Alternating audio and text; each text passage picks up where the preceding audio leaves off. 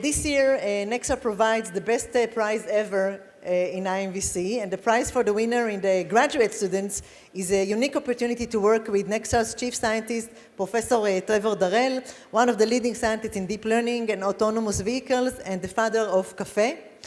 In a fully paid internship, both in Israel and Nexar's research lab in San Francisco, all flights and accommodation in California will be included.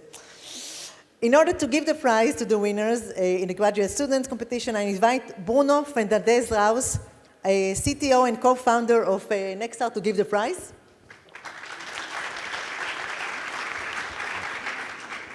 So, do you want to announce the winners, or You can announce now. Okay.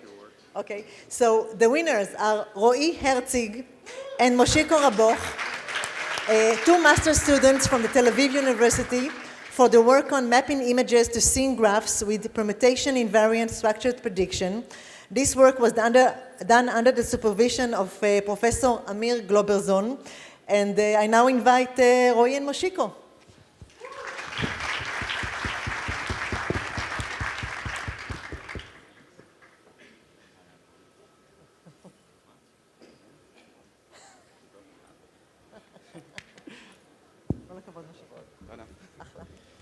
I want to thank the IMVC for this opportunity to actually participate with academia.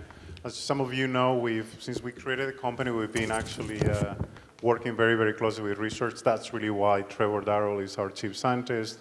And that's really because of all the data that we collect. They're really ingredients, raw ingredients for you, the brains, to use them. We have data from day, from night, from fog, from snow, a lot of the work that Trevor does on domain adaptation, a lot of the work with 3D reconstruction. I'm really looking forward to the work that will come over the summer with Roy and Moshe. Thank you very much.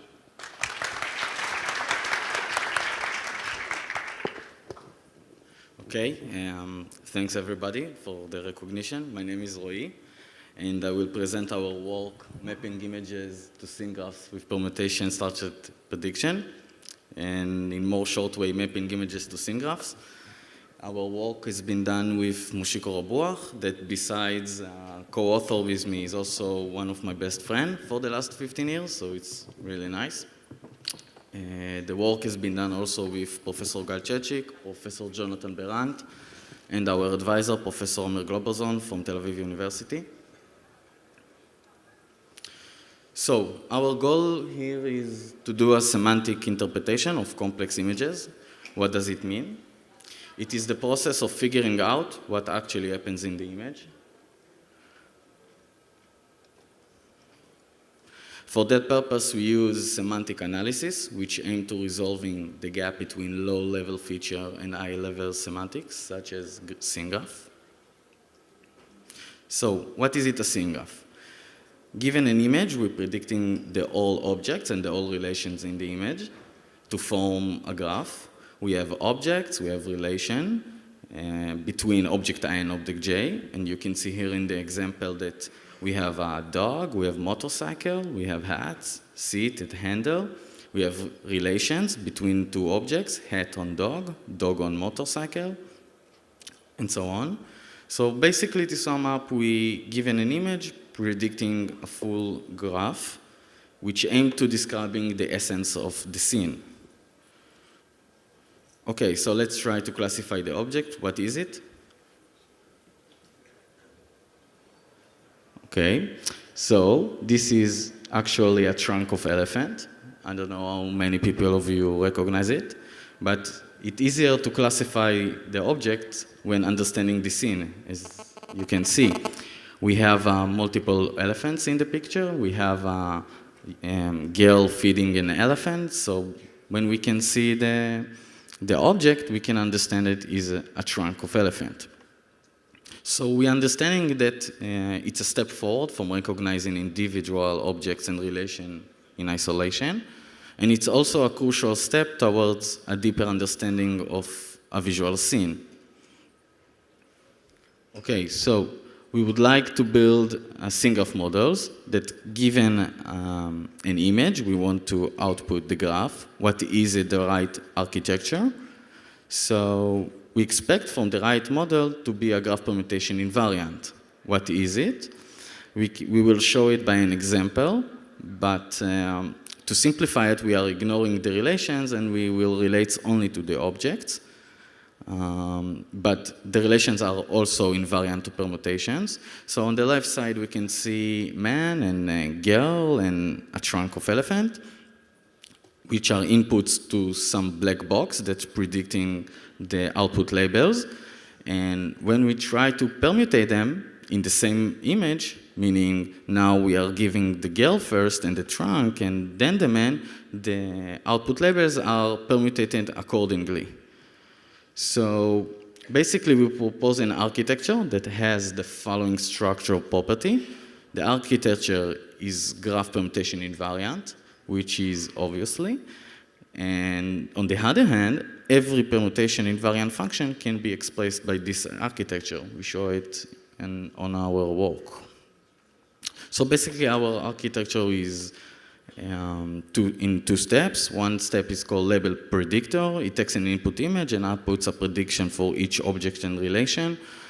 Two networks, one for the object. Given a cropped image, we output the label. You can see in the picture a dog. And for the relation network, we are giving a cropped union bounding box and the two masks of the object to capture the relation between them, and the output is probably will be one of the relation labels, such as the on here in the example, dog on motorcycle. So basically, after we're doing the prediction for all the objects and all the relations, we will have a vector Zi, where each element of the Zi is the prediction of corresponding object in the image, and Zij, which each element is the prediction of the relation Ij in the image. Now this is going to our second step, which is the SINGRAPH prediction.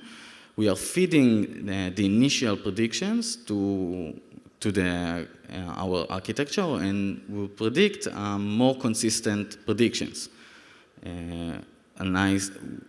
It's need to be noted that this must be a graph permutation invariant architecture. This is how we built this model. For actually one more thing that's very nice in our architecture, that it allows context-dependent attention. Attention mechanism improves the results significantly, we saw in the paper. And attention in our context means to give higher weight to the most significant part of the scene.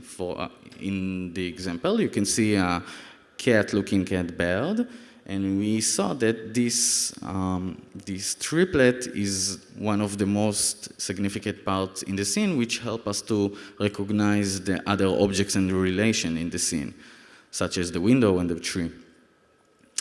So basically, we test our work on the visual genome dataset, a relatively new dataset from Stanford, and we obtained the state-of-the-art results for this challenging task, and that's it basically. Thank you.